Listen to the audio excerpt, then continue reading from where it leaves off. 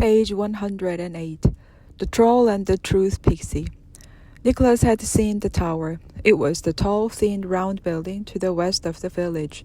It seemed to get taller as the guards pushed him closer along the path through the snow. He could feel Mika trembling against his chest. "This is all my fault," whispered Nicholas. "You must escape. Look, there. Those hills over there with the trees behind the tower. Run to them. Hide. You'll be safe there." And Mika looked and smelled the air, and he noticed that the air from that direction smelled faintly delicious, faintly cheese-like.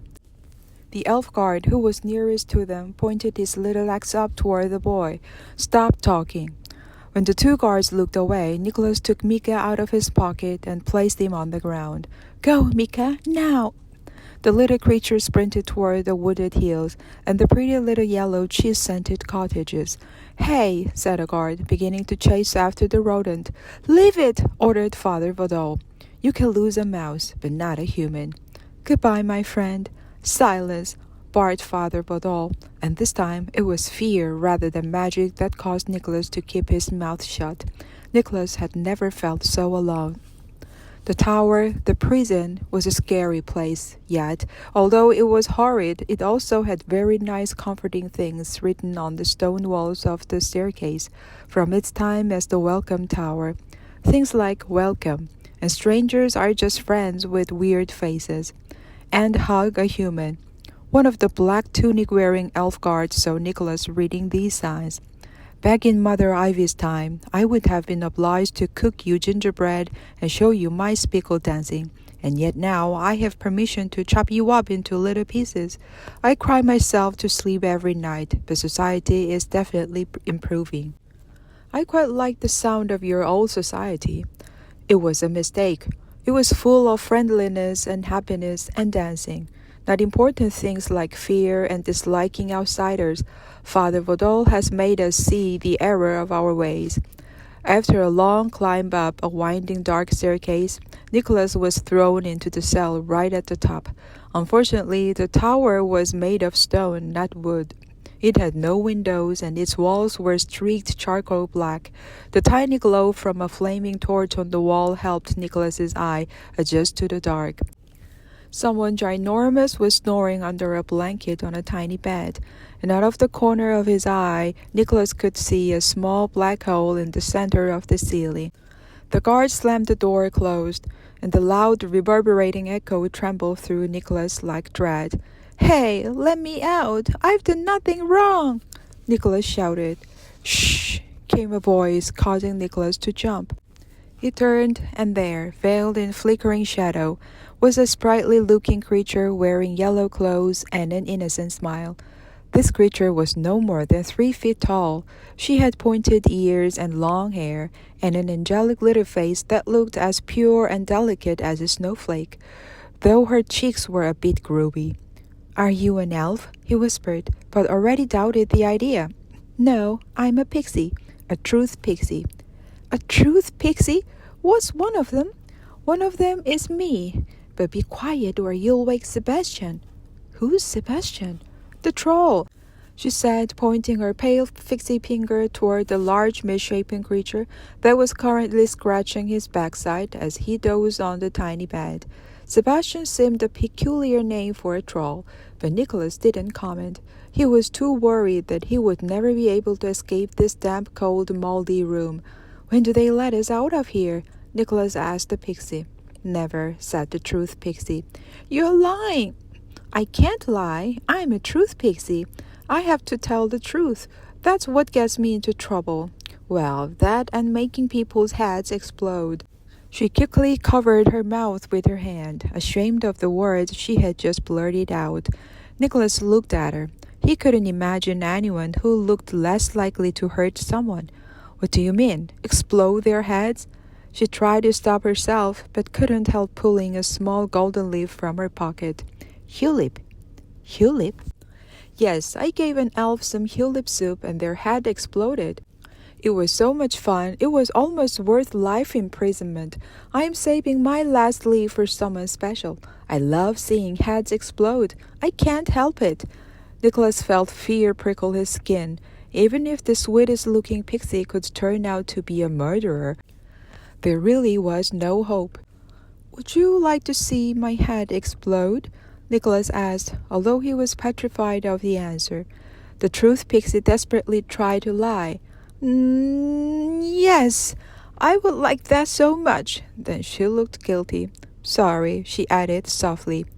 Worried that the truth Pixie might try to put tulip in his mouth as he slept, Nicholas vowed to himself that he would do everything in his power to stay awake for as long as possible.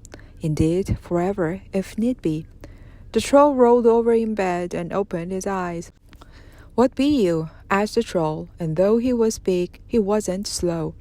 And a moment later, Nicholas was struggling for breath as rough-textured, worthy hand grabbed him by the throat and squeezed hard. I am Nicholas, a boy, a human." "A human? What be a human?" Nicholas tried to explain, but he couldn't breathe, and all that came out was a strangulated gurgle. "Humans live beyond the mountain," explained the truth Pixie. "They come from the south. They are very dangerous. Squeeze his neck until his head falls off." Nicholas looked at the truth Pixie, who smiled sweetly. "Sorry," she said. "I just can't help it." The troll thought about killing Nicholas, but decided against it. "It'd be Christmas Day," he said to himself. "Bad luck to kill on Christmas Day." "It's the 23rd of December," said the truth Pixie helpfully. "If you want to kill him, I suggest you go ahead. That'd be Troll Christmas Day. Troll Christmas come early. Can't kill on Christmas Day." He let go of Nicholas's neck. "That's ridiculous," sighed the truth Pixie. "Christmas Day is the 25th of December." Sebastian stared down at Nicholas. "I be kill you tomorrow." "Right," said Nicholas, rubbing his neck. "Something to look forward to." Sebastian laughed. Human funny, like Tomtegoop." "Tomte what?" said Nicholas. "Tomtegoop are very amusing," confirmed the truth Pixie, "and wonderful musicians, terrible cooks though." Clearly Sebastian had decided to be friendly. It was Christmas after all. "I be Sebastian, a troll. Be pleased to meet you, human." Nicholas smiled and looked at his face, which was trickier than it sounds. Sebastian was ugly. He had only one yellow tooth and gray-green skin and a smelly ragged outfit made of goatskin. And he was very, very big. His breath stank of rotten cabbage. "Why are you in here?" asked Nicholas, his voice trembling with fear. "I be try to steal reindeer, but they be reindeer what fly like bird, and they be flying in sky." "Reindeer don't fly," said Nicholas, but even as he said it, he remembered Donna trotting off the ground and detaching from her shadow in the reindeer field. "Of course, all the reindeer can't fly," pointed out the truth Pixie. "They've been dream-wicked." "Dream-wicked?" Then Nicholas remembered. Dream-wick. That was the word that Father Topo and Little Noosh had used to bring him and Blitzen back to life. It was a magical word. Just to say it out loud was to feel a little warmer, as if your brain was coated in sun-warmed honey. A dream-wig is a hope spell. If you have been dream-wigged, it gives you powers, even if you are only a reindeer, said the truth Pixie. "What kind of powers?" "It takes all that is good in you and makes it stronger. It makes it magical. If you wish for something good, the magic will help. It is a very boring kind of magic, because being good is very boring." Nicholas thought about Aunt Carlotta throwing Mika out of the door. "No," he told the groupie-faced Pixie. "You're wrong. The whole world, or the world I come from, the world of the humans, is full of bad things. There's misery and greed and sadness and hunger and unkindness all over the place. There are many, many children who never get any presents, and who are lucky to get anything more than just a few spoonfuls of mushroom soup for dinner. They have no toys to play with, and they will go to bed hungry. Children who don't have parents, children who have to live with horrible people like my Aunt Carlotta. In a world like that, it's very easy to be bad. So when someone is good or kind, it's a magic in itself. It gives people hope, and hope is the most wonderful thing there is." Sebastian and the truth Pixie listened to this in silence. The troll even shed a tear. a tear that rolled down his crumpled gray face and fell on the dusty stone floor and turned into a little pebble. I wish I was good, said the truth pixie, looking down sadly at her tulip leaf. If I was good, I could be at home right now, eating cinnamon cake. I'm glad I be troll and not human, said Sebastian, shaking his head and sighing. Especially you, 'cause you be dead tomorrow. Page 117. The Scariest Thought. Nicholas tried to ignore the threat of death and the troll's giant gray, warty, neck-strangling hands, and turned again to the truth pixie. He was still a bit frightened of her, but knew that frightened wasn't a very useful thing to be. He also knew that if he wanted answers, there was no better place than this particular prison cell. If I ask you questions, do you have to tell me the truth? She nodded emphatically. Yes, I am a truth pixie. Of course. Good. Right. Okay, so let me think. Do you know if my father's alive? He is a human, obviously, and he's called Joel. Joel who? Joel the woodcutter. Joel the woodcutter. It doesn't ring any bells, said the truth pixie. What about little Kip? Little Kip? Yes, the little elf boy. I've heard of him. He was on the front page of the Daily Snow. It's an elf newspaper, but some of us pixies over in the wooded hills like to read it, just in case we read about any elves that have eaten tulip and exploded. Oh, and for the recipes and the gossip. Did little Kip's head exploded? Nicholas asked. Oh no, he was kidnapped. Kidnapped? And not by pixies or trolls either. I don't think it would have been such a big deal if it had been pixies or trolls or even a tomtegoop. But no, he was kidnapped by humans. Nicholas felt a sudden chill. Which humans? I don't know. A group of men, 2 moons ago. They came here and everyone eagerly welcomed them. Podol ordered a special feast in the village hall in their honor, and they were invited to stay for as long as they wanted. But in the middle of the night, they kidnapped an elf child, and they led him away on a sleigh and escaped before the sun rose. Nicholas's heart skipped a bit. A sleigh? He felt properly terrified now. It was like falling while staying still. He took his father's hat off his head and stared at it. Even scarier than the thought of being killed by a troll, even scarier than being locked in an elf prison, was the idea that his own father could have been one of the men who had kidnapped little Kip. He didn't want to say this out loud, but it was the truth in his mind now, and he wanted to make it right. He wanted to make everything right. Nicholas looked up at the tiny dark hole. Truth Pixie, do you know what that hole is in the ceiling? Yes, I do. You see, this didn't used to be a prison. This used to be a welcome tower back when Mother Ivy was in charge. I know, Father Vodol told me. Elves were always welcoming creatures. This place used to be full of friendly elves giving out free plum wine to everyone who came here, which was no one, but the thought was there. This room was the furnace. They used to have a fire here, which could be seen for miles around, so that those visitors who believed in elves and pixies and magic could find their way here. I like smoke, added Sebastian thoughtfully. And so that hole you see in the ceiling, said the truth pixie, was the chimney? Asked Nicholas. Precisely. Nicholas stared up at the dark hole. If he put an arm above his head and jumped up, he could probably reach in and touch the sides, but it was impossible to escape. The chimney was smaller than him. Even the truth pixie wouldn't be able to squeeze inside. But then, what had Father Topo said to him? An impossibility is just a possibility you don't understand yet, he said out loud. Yes, said the truth pixie. That is the truth. Page 121. The Art of Climbing Through Chimneys. Sebastian fell back to his snoring. The sound was like a motorbike, but motorbikes hadn't been invented yet, so Nicholas couldn't compare it to that. Then, soon after, the truth pixie fell asleep too. The troll was still hogging the bed, so the truth pixie had curled up on the floor, holding on to her tulip leaf. Nicholas was extremely tired. He had never felt so tired before, not even before Christmas, when he was never able to sleep because he was so excited. He knew he needed to sleep, but he didn't trust the truth Pixie. He sat with his back against the cold hard wall, staring up at the chimney. Outside, beyond the thick wooden door, in between Sebastian's snores, he could just about hear the muffled voices of the elf guards. He had to get out of here, not simply because he was with two creatures who, each for different reasons, wanted to kill him. No, he had to escape and find his father. He had a hunch that Joel was still alive, and he was probably with the man who supposedly looked little Kip.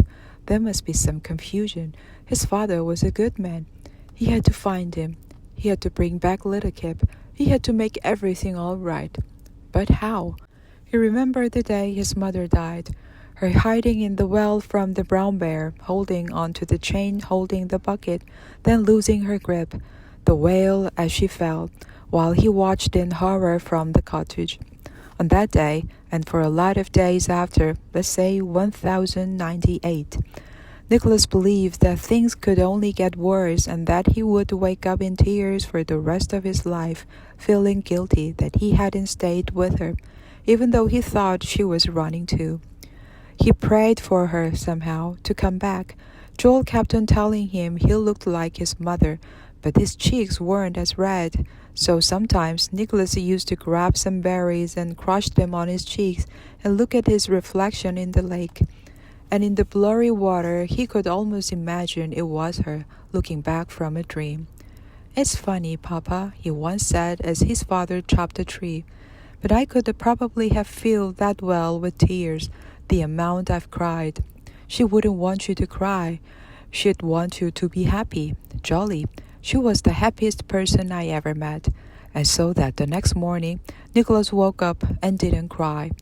He was determined not to, and he hadn't had his usual nightmare about his mother falling down that well. So he knew that terrible things, even the most terrible things, couldn't stop the world from turning. Life went on, and he made a promise to himself that when he grew older, he'd try and be like his mother, colorful and happy and kind and full of joy. That was how he was going to keep her alive. There were no windows in the tower. The door was thick wood and solid metal, and besides there were the guards. He was here in this damp stone circular loom, as stuck as an axle in a wheel. There was a world out there, a world of forests and lake and mountains and hope. But that was other people's world now, not his. There simply was no way out, and yet, strangely, he wasn't unhappy.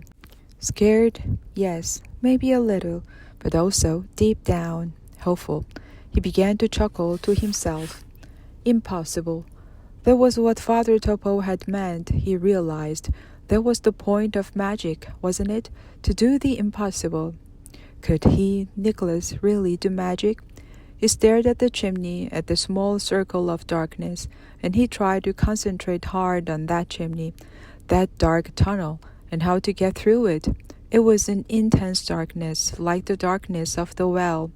He thought of his mom falling, and all those times he had imagined it the other way, of her rising back into life. He thought of staring at the brown bear in the forest that last time, not really that scared, and the bear going away. His head kept on saying it was impossible, but he stared, and slowly he started to hope, to wish. He thought of all those unhappy elves in the hall.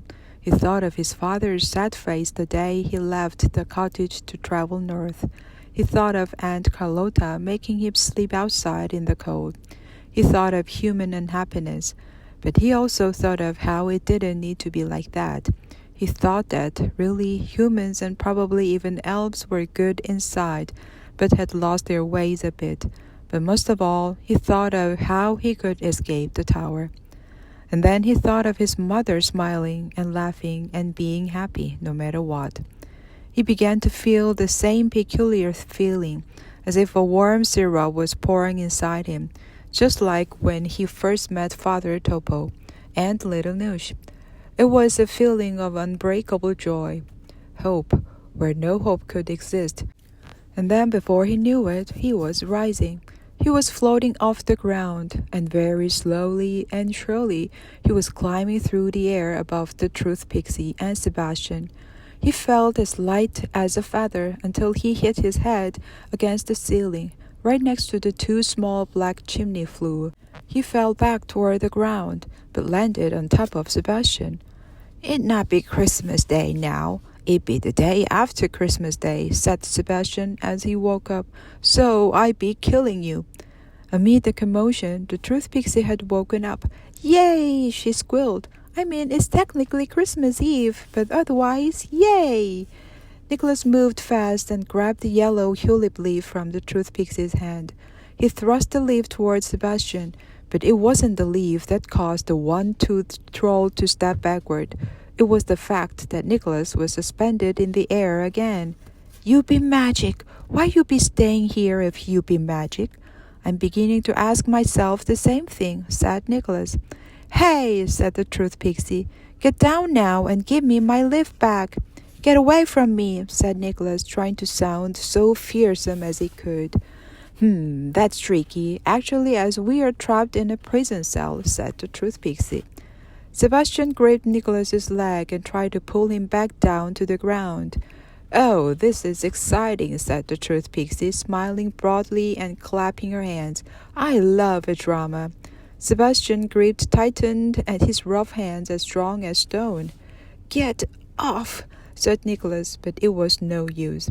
He thought of his mother falling, not rising, and that thought, combined with the strength of the troll, was interfering with the magic.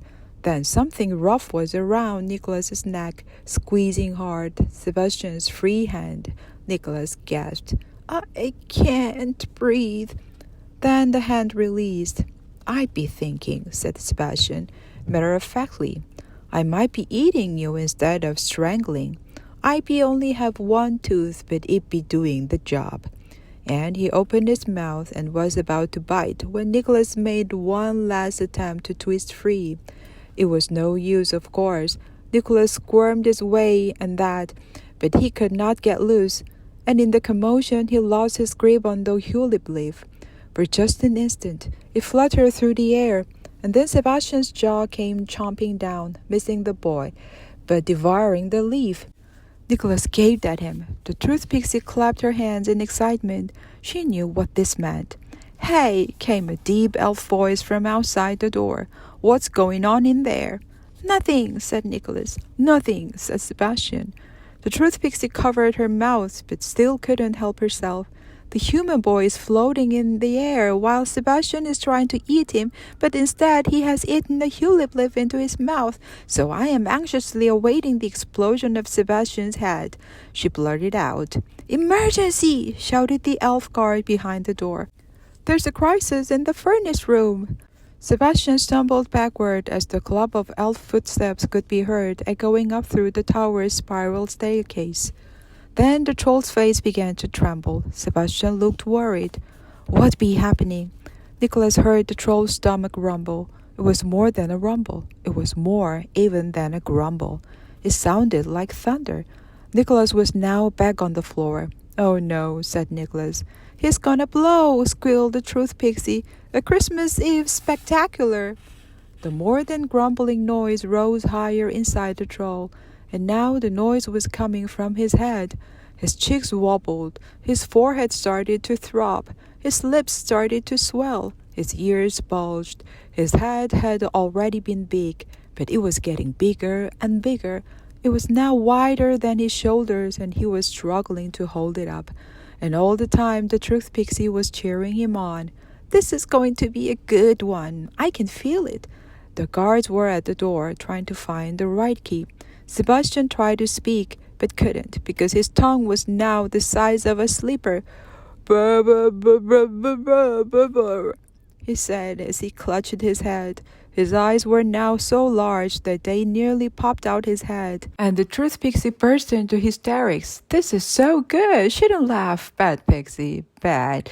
But it's just so—" "What's happening in there?" shouted the guards. "I wouldn't open the door just yet," said the Truth Pixie. "There's going to be an And that was the moment Sebastian's head got so big that it exploded with a loud wet thud. Bits of troll splattered everywhere, over the walls and the Truth Pixie and Nicholas. Amazing, said the Truth Pixie as she applauded. Bravo, Sebastian! Nicholas felt slightly queasy. Sebastian didn't respond to the Truth Pixie, not out of rudeness, but out of not having a head. He teetered and fell forward toward the Truth Pixie, who was still laughing so hard that she couldn't see. Nicholas quickly dived toward the Pixie, hurling her aside as Sebastian crashed onto the floor. You saved my life, said the Truth Pixie, a little bit in love. Nicholas tried to focus, but felt bad for the life he hadn't managed to save. Then the sound of keys in the door. Nicholas closed his eyes and fought his panic. He was determined now. You can do it, said the Truth Pixie. Can I? Of course you can. As the door opened, Nicholas was back floating up through the air. Hey, shouted the elf guard. Father Topo's words came back to Nicholas. You just close your eyes and wish for something to happen. Perhaps a wish was just a hope with a better aim. If you wished hard enough, maybe all kinds of things could happen. He thought about how Father Vodol had made furniture move. Maybe, with enough determination, a chimney could move too. I can do it, Nicholas said. Yes, you can, agreed the Pixie. He closed his eyes and wished that he could. Nothing. Stillness. Then warmth as the wish filled his whole body. He felt a sudden dip in his stomach, like he was falling or rising. Then his heart began to race. When he finally opened his eyes, he saw blackness. He was inside the chimney. He could hear his mother's voice. My boy, my sweet Christmas boy. I'm going to be like you, Mom. I'm going to make people happy. The chimney bent, twisted, and expanded to fit him perfectly as he traveled with considerable speed upward. He could hear the voice of the Truth Pixie somewhere below him saying, Told you! And then, in no time at all, Nicholas shot out of the chimney and felt the rush of cool air before he landed hard, but painlessly on the steep tower roof.